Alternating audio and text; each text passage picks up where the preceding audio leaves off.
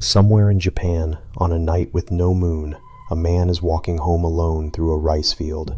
He hears something under the mud. It sounds like teeth. The ground opens. Bone by bone, something the size of a building starts pulling itself upright. This is Gashadokuro, a skeleton stitched together from the bones of people nobody buried. And Japan tells this story like it's one of the oldest in the country.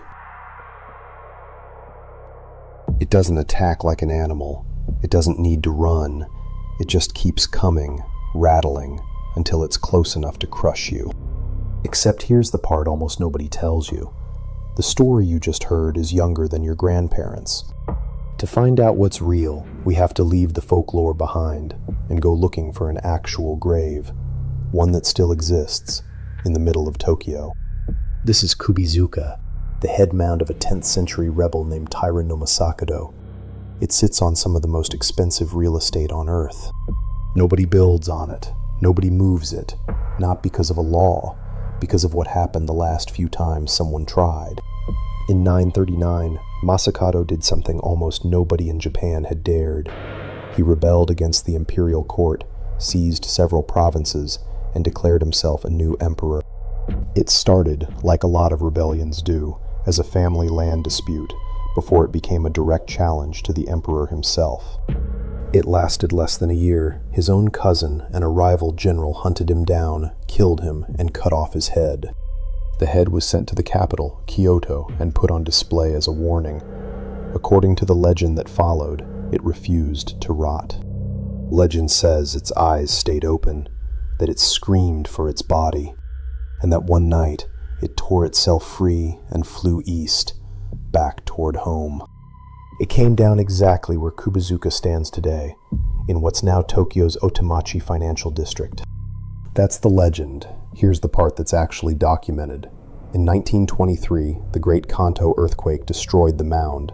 The finance ministry built over the site anyway. Within 2 years, 14 of its officials, including the finance minister, were dead. They tore the building down and restored the mound. In 1940, exactly 1,000 years after Masakado's death, the ministry's new headquarters burned to the ground. Cause of fire? A lightning strike. In 1961, a bank built new headquarters facing the mound anyway. Staff in the rooms with a direct view kept falling sick. That bank collapsed in 1998. Today, the companies around it don't argue with the dead warlord. One bank literally keeps an account open in his name. Tokyo's most exclusive client has been dead for over 1,000 years. Masakado wasn't just feared, he was made sacred, and not right away. In 1304, more than 3.5 centuries after his death, a plague swept the region. People decided his spirit was still angry, so in 1309, they gave him what he'd never had in life, a shrine. Today, at that shrine, Kanda Myojin, people still pray to him. A rebel executed as a traitor, worshipped as a god. Walk past it and you'd never guess why. Masakado left behind a daughter, Takiyasha-hime. In the real record, she's barely a footnote. In fiction, she became something else entirely. In 1806, a novelist named Santo Kyodin rewrote her as a sorceress, living in her father's ruined estate, plotting revenge against the court that killed him. By the 1830s, kabuki theaters were staging their own versions. In one, she isn't even a witch, just a courtesan trying to seduce her enemy. None of this is ancient folklore. It's Edo period fan fiction, written 8.5 centuries after Masakado actually died. But one version of the story caught the eye of a printmaker named Utagawa Kuniyoshi, and what he drew next would outlive every play it came from. This is Kuniyoshi's 1844 triptych. In the play, Takiyasha summons an army of ghost soldiers. Kuniyoshi had a better idea: fuse them into one impossible giant. In the print, the princess recites a spell from a scroll. The skeleton crashes up through the bamboo blinds of the palace, dwarfing everyone in the room. There was no established monster he was copying, no bestiary entry, no old temple carving of anything like this. Instead, Kuniyoshi built his skeleton from scratch. Buddhist paintings of death and decay, anatomical detail borrowed from Maruyama Okyo's skeleton studies, medical texts newly translated from Dutch anatomy books, even a popular skeleton puppet show playing in Asakusa that year. Compare it to the real monster catalog of the era, Toriyama Sekien's illustrated bestiaries, decades earlier. Hundreds of yokai, no giant skeleton, it isn't in there. For over a century, Kuniyoshi's giant skeleton was just that, a striking image from a play about a rebel's daughter. It didn't even have a name. Walk into a print shop in 1850, and nobody could tell you what you were looking at. Then, in 1966, an occult writer named Morihiro Saito described something new in a magazine for teenage girls. A rattling giant skeleton, built from the bones of people who died alone and unburied. He didn't give it a name yet. Within a couple of years, other writers did, and reached for the most striking skeleton image Japan had, Kuniyoshi's from 1844. They called it Gashadokuro, the starving skull. A brand new name, built to sound old, attached to a 120-year-old painting of an entirely different story. It's the yokai equivalent of buying a brand new jacket and rubbing dirt into it until it looks like your grandfather's. The image traveled fast.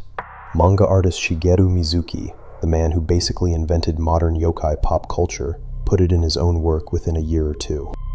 By 1985, Gashadokuro had a starring role in Mizuki's Gegege no Kitaro, the single most influential yokai franchise Japan has ever produced.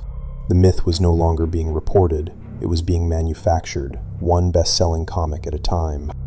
Lay the real timeline out in front of you, and the trick becomes obvious. 1,000 years of real history compressed in the public imagination into one ancient monster that's younger than the microwave oven. So why does it still work? On you? Today, Gashadokuro shows up in Shin Megami Tensei, in Yokai Watch, in bestiaries styled like ancient manuscripts, in pamphlets calling it one of Japan's oldest ghost stories. This isn't just a Japan thing either. Slender Man was invented on an internet forum in 2009, and within a decade, some people swore they'd feared him their whole lives. And here's the honest answer. This doesn't make Gashadokuro fake, exactly. It makes it normal. Yokai have always worked this way, a new fear wrapped in an old shape, until nobody, including you, can tell where one ends and the other begins. What it's really borrowing from is real and much older. The Japanese fear of the improperly buried dead, spirits denied rest, coming back angry. Japan has an old, specific word for spirits like that, muen botoke, the dead with no one left to care for them. Buddhist temples hold ceremonies for them every single summer, feeding ghosts nobody else remembers. That fear is exactly why Masakado, a real man, executed as a traitor 1,100 years ago, still gets worshipped as a god at Kanda Myojin, and still gets a mound nobody dares to move in the middle of Tokyo. Kanda Myojin hosts one of Tokyo's 3 great Shinto festivals every other year. Drums, floats, thousands of visitors, all in honor of a man executed as a mass-murdering traitor 11 centuries ago. Nobody there calls it strange. The skeleton in the story is fiction. The grave under Otemachi is not. So the next time something tells you it's ancient folklore, it's worth asking which part actually is, and which part is just very good marketing. Japan's giant skeleton is younger than the Beatles. The rage it's built on is over 1,000 years old, and it still has an address in downtown Tokyo.